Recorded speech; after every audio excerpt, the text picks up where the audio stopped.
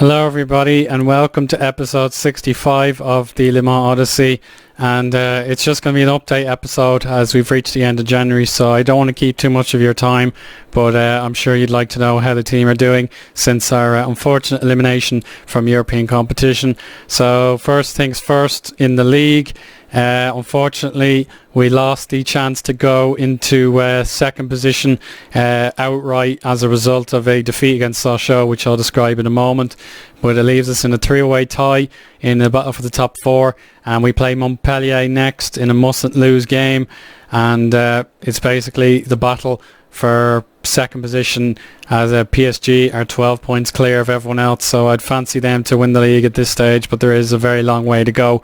But what has happened to us since the Champions League, well, let's just describe to you now. We recovered nicely with a 2-0 win over Metz. Very standard win. It was a good performance, but unfortunately we lost to bottom dwellers Laval by 2-0. It was an absolutely abysmal performance, and we never stood a chance, and we just finished very poorly. Marseille, unfortunately, we still haven't got a good record against them. We battered and bruised them ever since Capoue got sent off, but unfortunately we went too much in the offensive, and Carlos Fierro scored a rather lucky goal, and I'll admit now I absolutely raged at that one, so bad luck. Two winter friendlies were okay. We won the cup game there 5-1, and then a big win yet again over Lyon. Mistake at the back allowed Chebe Shivers to go in and score, but then we bottled it in the cup, losing 3-2 in extra time, as Cyril Michaud gave away a penalty to Cyril Lucia, whoever his name is. Ever since then, the start of the new year, Toulouse, we beat them 2-0. Monaco, we beat them 2-1. Ironically, my former player Yaya Sanogo scored his very first of the season against us, so a bit of scripting there. And then the humiliation against Sochaux, we conceded 3 goals before half-time. It was absolutely dreadful to watch. I probably should have went on the defensive after conceding, so to have conceded 3 was a disaster.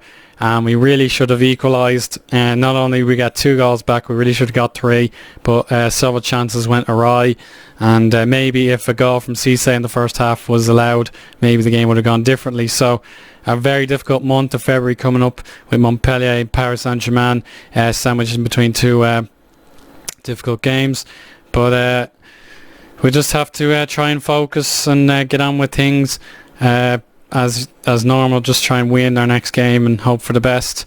In terms of transfer business, I brought in a new right winger just to cover for Masacni and Mbai in case of more injuries. His name is Francisco Angel Carrasco. He's on loan from Sevilla, and I hope he can do something, but so far he's done okay, so I'll try and get him to full fitness and give him some games. In terms of a failed transfer, I tried to go for a young lad from Serie A and AC Milan, to be precise.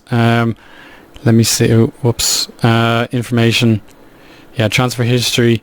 Where is he? Marcelo Oliveira went to Atalanta instead.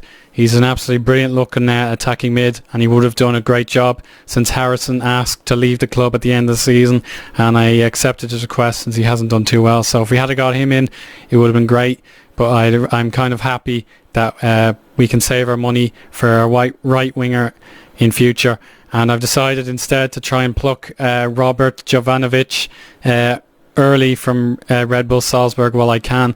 He has some decent potential, and he's very similar stats to Ratko Jovicic, so we can bring him in, train him up, and hope for the best. So I'm kind of weak in the attacking mid and right attacking mid positions, so hopefully we can splash our cash on those positions next season.